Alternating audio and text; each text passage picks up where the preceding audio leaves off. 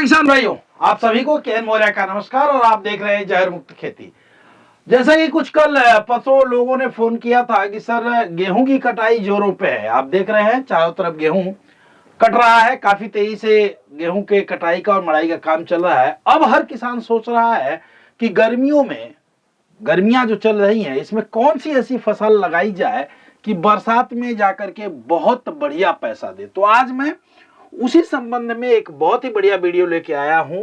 एक ऐसी जानकारी आपसे शेयर करूंगा कि निश्चित रूप से यदि आप इसको लगा लेते हैं, इस समय इसकी खेती कर लेते हैं इस फसल की, तो आपको बारिश के समय जब आपके क्षेत्र की सारी सब्जियां खत्म हो जाएंगी, नहीं होंगी, उस समय आप 30 से 40 रुपया 50 रुपया प्रति किलो का रेट आराम से ले लेंगे और 1 एकड़ से बढ़िया पैसा कमा सकते हैं। जी हाँ, चैनल पे नए हैं तो इसे सब्सक्राइब कर लीजिए, दीजिए ढेर सारा प्यार और सुझाव ताकि मैं और भी बेहतर आपके लिए करूं।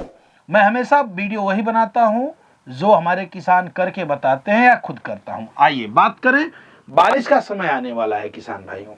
गेहूं हमारा कट चुका है। इस समय यदि आप गिलकी की खेती करें, जिसे आप तुरई कहते हैं, जिसे पूर्वी उत्तर प्रदेश में नेनुआ कहते हैं, उसकी खेती कर ले तो यह खेती आपको बहुत ही शानदार पैसा देगी। पहले क्या होता था कि नेनुआ में पीला जो नेनुआ होता था उसकी मार्केट बहुत अच्छी थी, लेकिन धीरे धीरे जब मैं पिछले कई सालों से देख रहा हूं कि मार्केट में अब हरे डार्क ग्रीन वाला जो नेनुआ होता है उसकी डिमांड धीरे धीरे काफी बढ़ रही है। 100 से 150 ग्राम का नेनुआ हो तो मार्केट उसकी बहुत ही अच्छी मिल रही है, किसानों को पैसा ही बढ़ रहा है। इस समय भी 20 रुपए से किलो से कम का रेट मार्केट में नहीं है। तो आइए बात करते हैं कि 1 एकड़ में कैसे लगाया जाए, कितने बीजों का प्रयोग होगा, कौन सी बीज लगाई जाए, कैसे बुआई की जाए और कितना तक लाभ हो सकता है। देखिए, एक तो खेत की बहुत बढ़िया से तैयारी करिए। गेहूं जैसे कट गया है, पानी चला करके इसे बहुत बढ़िया जुताई कर लीजिए। आग मत लगाइएगा खेत में, ठीक है, जुताई कर लीजिए। जुताई करने के बाद इसमें अपने यदि प्रोम हो तो कम से कम 50 किलो प्रोम इस खेत में डालें और 20 से 25 किलो पोटास का प्रयोग करें। और यदि वो नहीं हो तो 35 किलो डीएपी अपने खेत में डाल लीजिए। यदि आपके पास गोबरी खाद नहीं है तो गोबरी खाद है तो 2 से 3 ट्राली गोबरी खाद डाल लीजिए। और साथ ही यदि आपके पास पोल्ट्री फार्म की खाद हो तो कम से कम 5 से 7 कुंतल पोल्ट्री फार्म की खाद भी डाल करके बढ़िया पानी जुताई करके पहले इन खादों को डाल लीजिए, फिर पानी चला दीजिए। पानी चलाने के बाद फिर अब जब जोतने लायक हो जाए तब इसकी बहुत अच्छी से जुताई करिए। और उस समय डीएपी का कम से कम प्रयोग, यदि आपने खाद डाली हुई है तो 20 से 25 किलो डीएपी, नहीं तो 35 से 40 किलो डीएपी प्रति एकड़ डाल लें, ठीक है। पोटास का प्रयोग आप कर सकते हैं, 20 से 25 किलो पोटास डाल सकते हैं, ठीक है। इसके अलावा एक जो है बैक्टीरियल, अपने खेत में बैक्टीरिया जरूर डालिए जो आपके खेतों में अनअवेलेबल फॉर्म में पड़ी हुई चीज़ों को अवेलेबल फॉर्म में करेगा। प्रीमियम इसको डाल सकते हैं, प्रति एकड़ 1 लीटर का इसका रिकमेंडेड डोज है। और अंतिम जुताई जब करें, अंतिम जुताई मेड़ बनाने से पहले जब आप अंतिम जुताई करें तो उसमें 2 किलो रूट गार्ड यानी मल्टीपल फंगीसाइड का प्रयोग करें, जिससे आपका फल जमीन से सूखेगा नहीं। अब इतना आपने कर लिया तो आपको करना है कि खेत में जब अभी नमी हो तभी एक बढ़िया जुताई, अंतिम जुताई करके बेड़ पे लगाइए, क्योंकि बारिश होगी।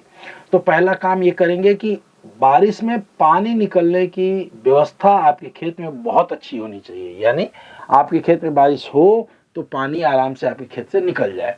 आप जब बेड़ बनाएं तो 6 फीट का 6 बाई 4 या 6 फीट का 6 बाई 6 का बेड़ बना ले, क्यारियां बना ले बहुत अच्छी, और इस पे लगाना शुरू करें। यदि बीज की बात करें तो 1 एकड़ में लगभग, ये आपके लगाने के ऊपर डिपेंड करेगा, लगभग 1 किलो बीज, 1 से 1.5 किलो बीज आपको 1 एकड़ खेत में लगेगी। अब जो अच्छी वैरायटियां मैं आपके लिए लेके आया हूं, जो किसानों ने बताया है कि बहुत अच्छी हैं, एक तो है बीएनआर की आलोक। ये थोड़ी सी महंगी पड़ेगी आपको, ये थोड़ा सा महंगा है, लेकिन 100 से 150 ग्राम का फ्रूट होता है, लंबा होता है और धारीदार होता है, डार्क ग्रीन है, फलता बहुत है, रोग रोधी वैरायटी है तो फलता बहुत है, बहुत ज्यादा फलता है।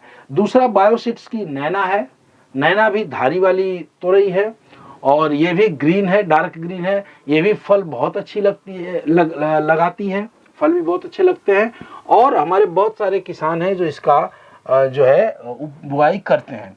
तीसरी है इंडोसेम की परीक्षित।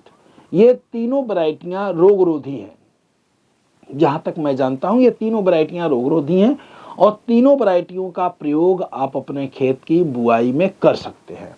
ये अधिकतम मैंने बीज बता दिया है कि 1 से 1.25 किलो बीज आपका लगेगा। एक बार में एक जगह में एक ही बीज आपको लगानी है। 1 इंच से ज्यादा गहराई पे बीज मत बोइए, नहीं तो जर्मिनेशन में प्रॉब्लम होगी।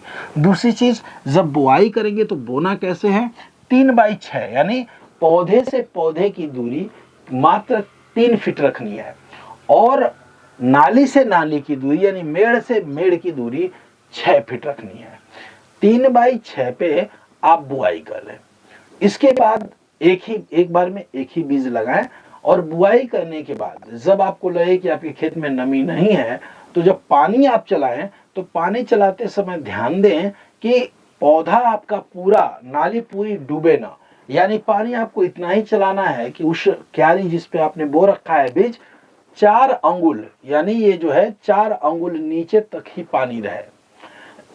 आप ऐसा करते हैं तो पानी ऑटोमेटिक जो है पौधे के वहां तक चला जाता है। इसका कर लीजिए जब जर्मिनेशन हो जाए, जब जर्मिनेशन होना शुरू हो जाए, जर्मिनेशन हो जाए, 6-6 पत्ते के हो जाए तो उस पे लगाइए मचान। जी हाँ, 1 एकड़ में आप मचान लगा लीजिए। मचान आप अपने यहाँ बांस से बना सकते हैं या फिर जो है जाली वाला ठाट बुन सकते हैं, जो भी आपको सुविधा है मचान लगा लीजिए। क्यों मचान की आवश्यकता क्यों है, क्योंकि देखिए अभी चल रही है अप्रैल, आज 14 अप्रैल है। अप्रैल के लास्ट में जब आप बुआई करेंगे तो मई और जून के 15 जून के आसपास ये फल देना शुरू करेगा और 15 जून से भारत में बारिश जो है ये मान लिया जाता है कि मानसून यदि समय से आया तो 15 जून के आसपास मानसून आ जाएगा। मानसून जब आएगा और एक बारिश दबा के हो जाएगी तो आपकी जो तुरई है यदि आपने जमीन पे फैला रखी है तो पूरी सड़ के बर्बाद हो जाएगी, आपको 1 रुपया मिलेगा नहीं। और यदि आपने मचान पे लगा लिया है तो फायदा आपको ये होगा कि जब सारी सब्जियां पानी लगने की वजह से खत्म हो जाएंगी, परवल खत्म हो जाएगा, आपका कंटोला खत्म हो जाएगा, करेले खत्म हो जाएंगे, तो मचान पे लगी हुई सब्जियां जो लोग मचान पे लगाएंगे वो बहुत ही बढ़िया आराम से उसका तोड़ाई करेंगे और बहुत बढ़िया उसका मार्केट में रेट मिलेगा। इसके लिए आप हमेशा ये ध्यान दें कि गर्मी में आपको थोड़ा सा परेशान होना पड़ेगा कीटों से, क्योंकि टेम्परेचर बढ़ेगा तो कीट आपके खेतों में लगेंगे। एक बात और आप देखिएगा कि जैसे ही टेम्परेचर बहुत ज्यादा जून में चला जाता है, उसके लिए जब बहुत ज्यादा टेम्परेचर हो तो आपको आर्थोसैलिसिलिक एसिड का प्रयोग अपने खेतों में करना पड़ेगा स्प्रे के रूप में। इससे क्या होगा कि मौसम का प्रभाव आपके पौधों पे नहीं पड़ेगा, जिससे आपके पौधों की ग्रोथ बनी रहेगी और साथ ही साथ पौधे स्ट्रेस में जब नहीं जाएंगे तो वहां रुकेंगे नहीं, जितनी बेल जो होगी वो काफी फैलेगी। ये बीज जो है रोगरोधी हैं, 45 से 50 दिन में लगाने के डेट से 45 से 50 दिन में पहली हार्वेस्टिंग करने के लिए ये तैयार हो जाते हैं।